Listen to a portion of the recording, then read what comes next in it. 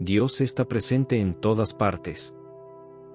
Si meditamos en el pasaje comprendido entre los versículos del 1 al 4, del Salmos 19, llegaremos a la conclusión de que cada una de las obras de la creación han sido hechas por Dios, con un doble propósito. El primero sería para su uso natural, y el segundo para su uso espiritual.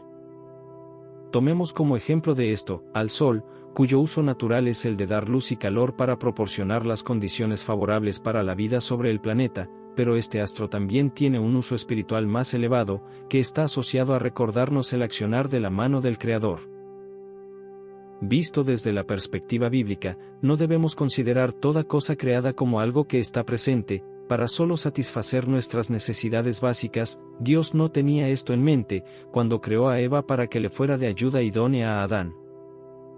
Sino que más importante aún, pero menos considerado, es el hecho de que la creación de la mujer también se dio, para que el hombre comprobase la enorme bondad de Dios. Debe llamarnos la atención, de que el hombre, habiendo sido creado a imagen y semejanza de Dios, dotándosele de esta manera con la capacidad de razonar, no pueda la mayoría de las veces ver la mano de Dios detrás de cada cosa creada, y cada acontecimiento que ocurre. Para hacernos ver nuestra locura, el Espíritu nos dice: pregunta ahora a las bestias, y ellas te enseñarán, a las aves de los cielos, y ellas te lo mostrarán, o habla a la tierra, y ella te enseñará, los peces del mar te lo declararán también.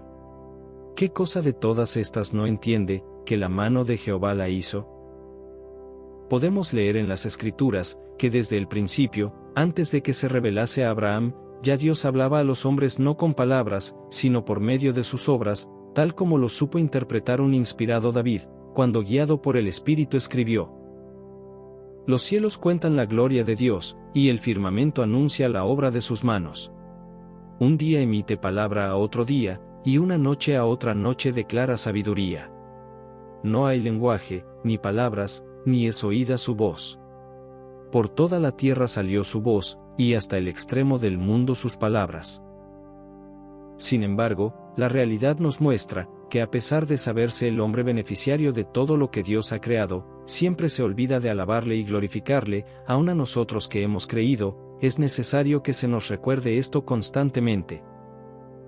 Porque el olvido de sus obras en nuestras propias vidas es la principal causa del enfriamiento espiritual y los tropiezos de la carne.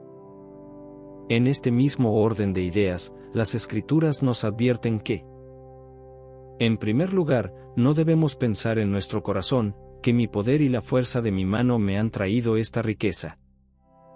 Resulta más sabio acordarnos en todo momento de Dios, porque es Él quien nos da el poder para hacer las riquezas, con el propósito de confirmar su fidelidad al pacto que juró a sus escogidos. Y en segundo lugar, no debemos confundir la verdadera adoración con las vanidades que el mundo promueve. No hay excusa para tal error. Aunque Dios ha dejado a todas las gentes andar en sus propios caminos, no se dejó a sí mismo sin testimonio. Él sigue haciendo el bien todos los días, llenando de sustento y de alegría nuestros corazones. Si consideramos todo lo anterior, le encontraremos un mejor significado a la enseñanza del apóstol a la Iglesia, cuando dice: yo no dejaré de recordaros siempre estas cosas, aunque vosotros las sepáis, y estéis confirmados en la verdad presente. Solo los malos no quieren recordar, ni quieren que se les recuerden las maravillas de Dios. Para ellos tal conocimiento no trae gozo ni paz a sus corazones, sino amenaza de juicio sobre sus cabezas impenitentes.